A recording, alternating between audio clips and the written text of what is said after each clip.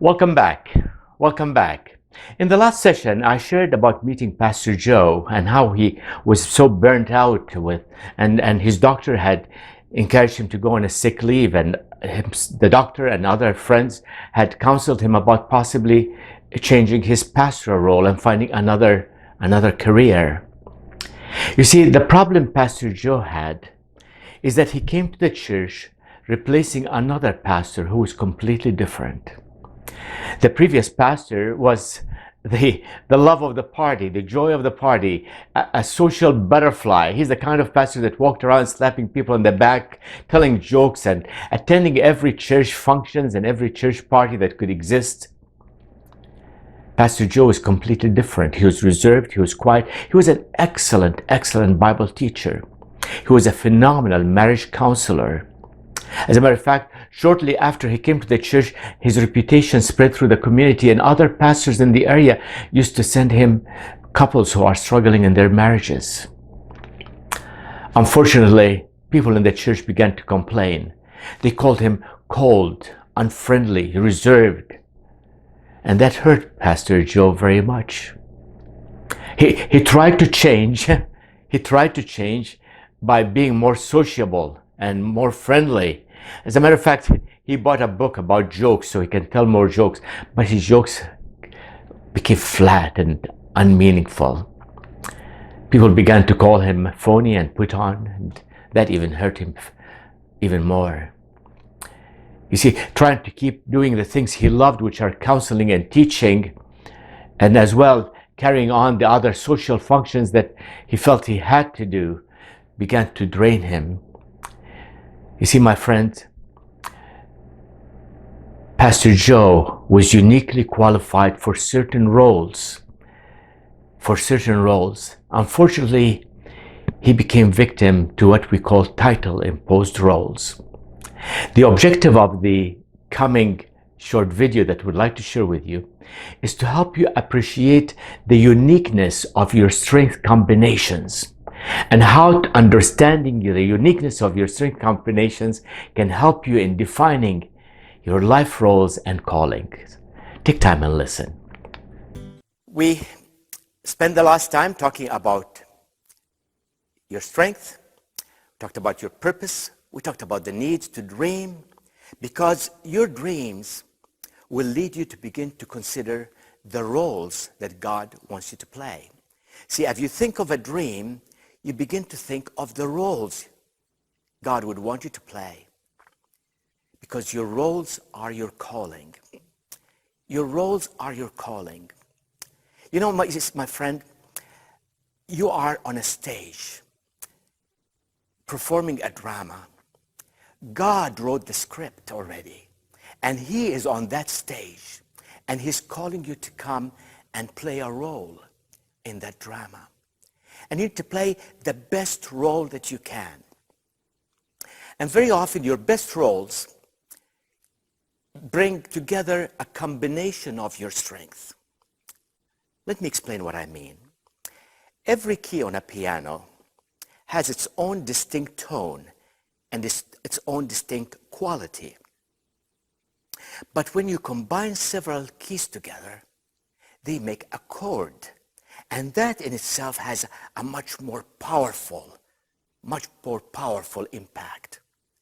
So your strengths individually have their own unique characteristics, their own unique qualities, but when you combine them together, they have a much more powerful. The same as the strings on a guitar.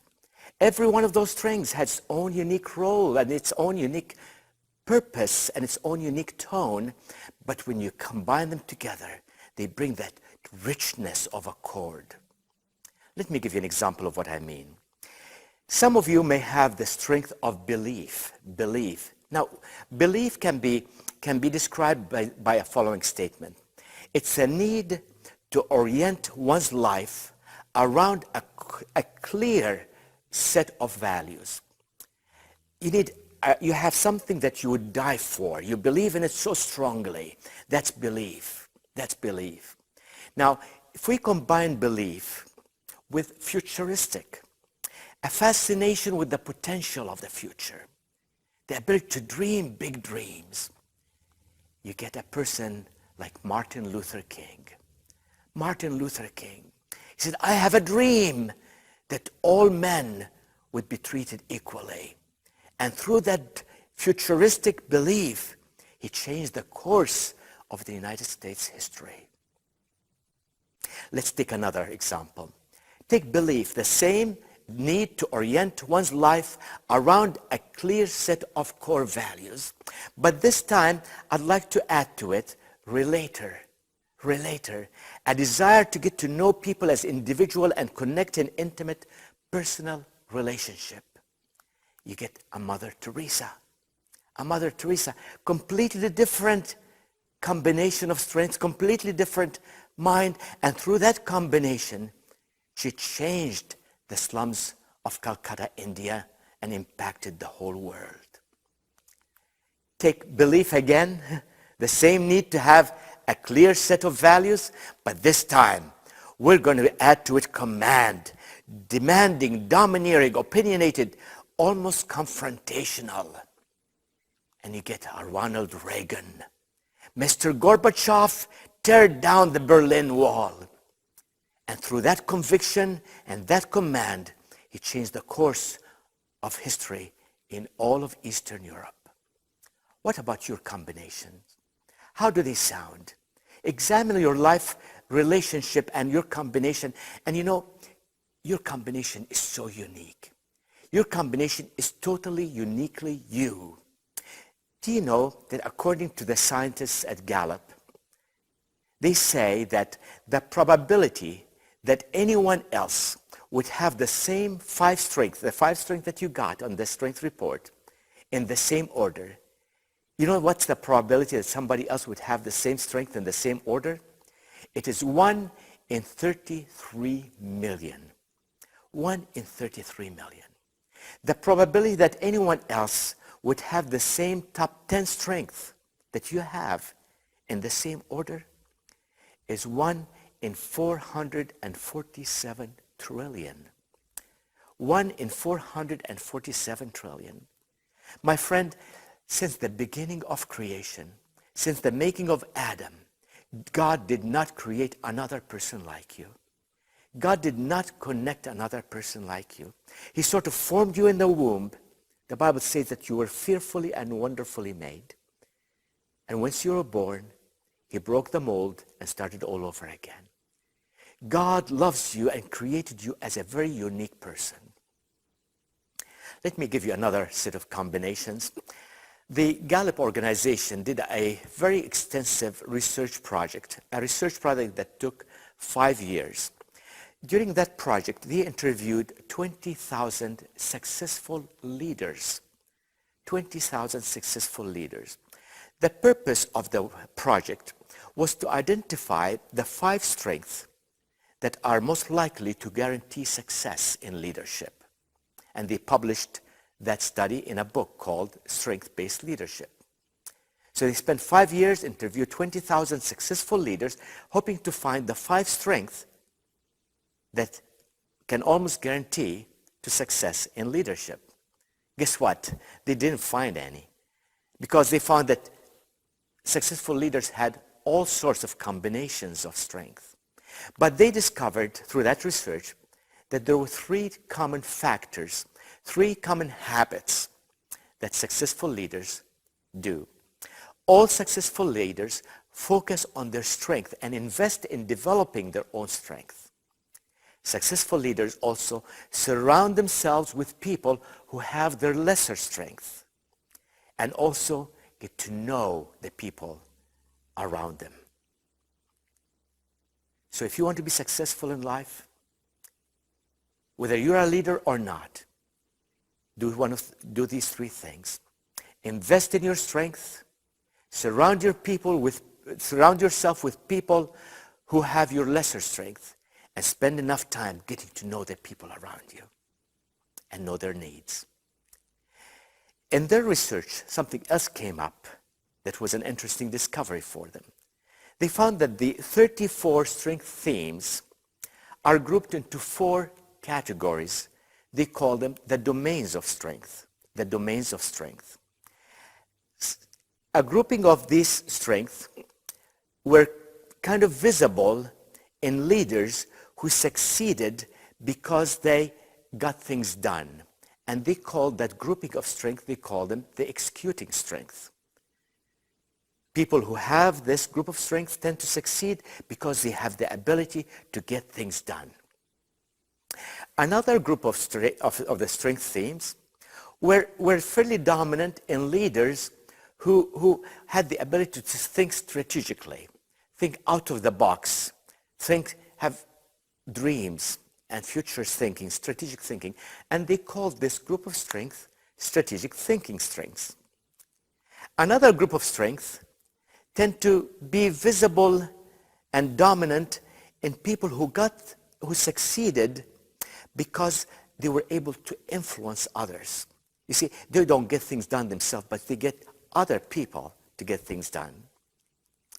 The fourth group of strength were fairly dominant in leaders who were successful because they were able to build good relationship.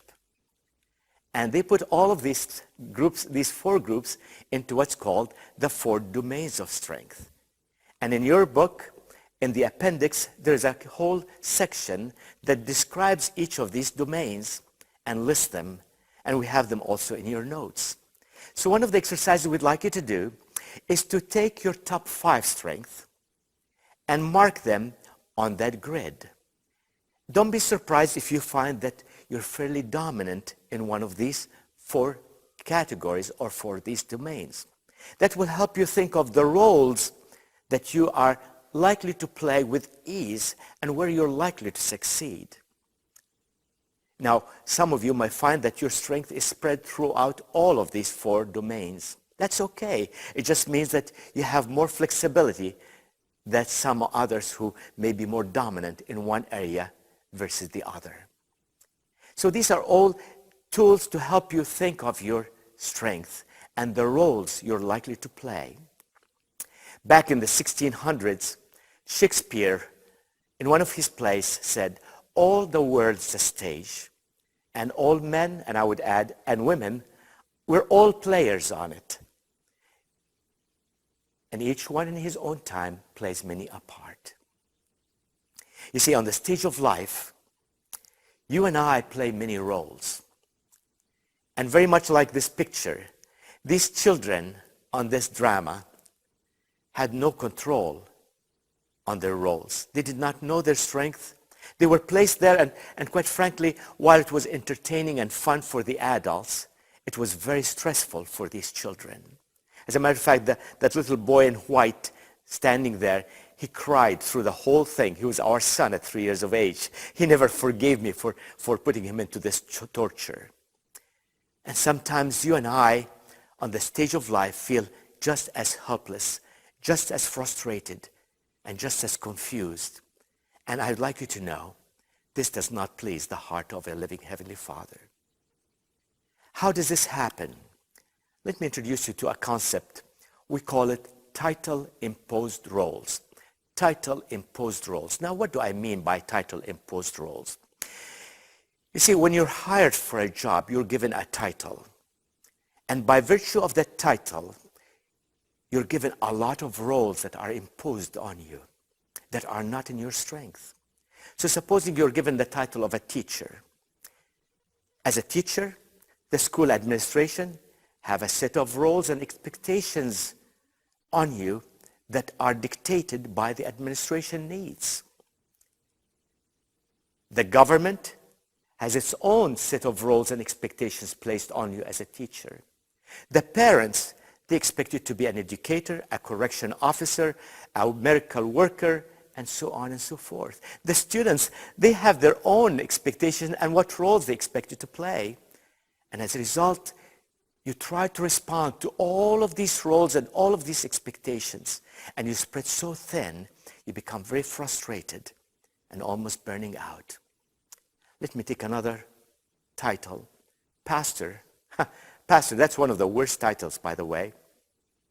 Why? Because there are so many different people in the congregation, and each of them have their own needs and their own expectation of how the pastor should respond. So some of them, you expect you to be an evangelist, a preacher, an educator, a marriage counselor, a miracle worker, a correction officer, a fundraising and the fundraiser. The board would expect you to be an administrator, and so on and so forth. So what's the answer, my friend? Prayerfully, take an examination of all of the roles you're expected to play. They are all real.